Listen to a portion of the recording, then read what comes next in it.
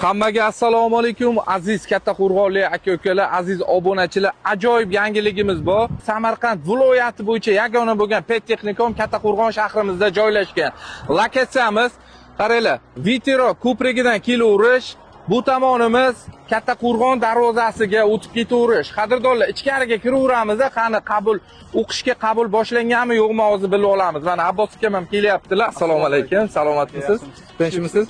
O'qishga qabullarimiz boshlandimi akajon? Samarqand pedagogika texnikumiga 2025-2026 o'quv yilida qabullarimiz boshlandi iyun oyidan. Xudo xolasa 9 hamda 11 sinf bitiruvchilarini kutib qolamiz. Kiraveramiz ichkariga. Bizning Samarqand pedagogika texnikumi viloyatimizda yagona texnikum hisoblanib, pedagogika yo'nalishi bo'yicha mutaxassislarni tayyorlab beramiz. Samarqand pedagogika texnikumi Kattaqo'rg'on shahrida joylashgan, Amir Temur ko'chasi, shahar hokimligi yonida. Bizning texnikumimizda 9 va 11 sinf bitiruvchilarini o'qishga qabul qilinadi. 9 sinf bitiruvchilarini bizlar hozir to'g'ridan to'g'ri qabul qilish jarayonini o'tkazyapmiz. Ikkita yo'nalish bo'yicha tikuvchi dizayner va kompyuter grafikasi yo'nalishi bo'yicha biz o'quvchilarni 2 yil davomida o'qitamiz.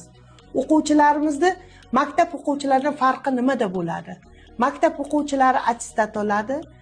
Texnikumimizda o'quvchilari kasb egallab, kelajakda xuddi maktab bitiruvchilariga o'xshab oliy o'quv yurtlariga o'qishga kirishlari mumkin. 9-sinf bitiruv o'quvchilarimiz uchun bizlar darslardan tashqari amaliy mashg'ulotlarni ishlab chiqarish korxonalarini birgalikda o'tkazib, shu orqali bolalarimiz o'zlariga daromad topishlari mumkinligini alohida aytib o'tmoqchiman. Bundan tashqari Malika Education o'quv markazi bilan tuzilgan memorandumga asosan texnikumning o'quvchilari 10% to'lovlarda chegirmalar ham mavjud.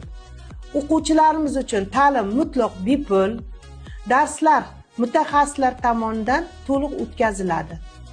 11-sinf bitiruvchilarimiz uchun aynan maktabgacha ta'lim yo'nalishi, musiqa, jismoniy tarbiya va sport, kutubxonachilik yo'nalishi bo'yicha kunduzgi va dual ta'lim mavjud. Kunduzgi ta'limga demak onlayn tarzda avval test, keyin tanlov tamoyili asosida test topshirib, test ballari bilan agarda oliy o'quv yurtiga kira olmasa, ballari yetmasa, bizlarga kelib o'qishini grant asosida ham o'qishni davom ettirishi mumkin. Va o'quvchilarimiz kelajakda kunduzgi bo'limda bitirgan o'quvchilarimiz namunaviy diplom olib, oliy o'quv yurtida 2-kurs talabasiligi to'g'ridan to'g'ri qabul qilinadi. Dual ta'lim shakli bo'yicha ham o'quvchilarni qabulini bizlar boshladik. Ular to'g'ridan to'g'ri bizlarga ishlab turgan korxonalar tomonidan berilgan buyurtma va shartnoma asosida kelib hujjatlarni topshirishlari mumkin. Kuzeva Xonzoda begim 2025-yilning Samarqand pedagogik texnikumiga o'qishga qabul qilindim dual ta'lim bo'yicha. Dual ta'limning qulayliklari shundaki, biz 2 kun olgan nazariy ilmlarimizni 4 kun amaliyotda qo'llab beramiz. 4 kun amaliyotimni Ibrohim Nur bog'chasida ishlarimni ko'rsatib beraman. Shunday sharoitlarni yaratib bergan prezidentimizga minnatdorchiligimni bildiraman.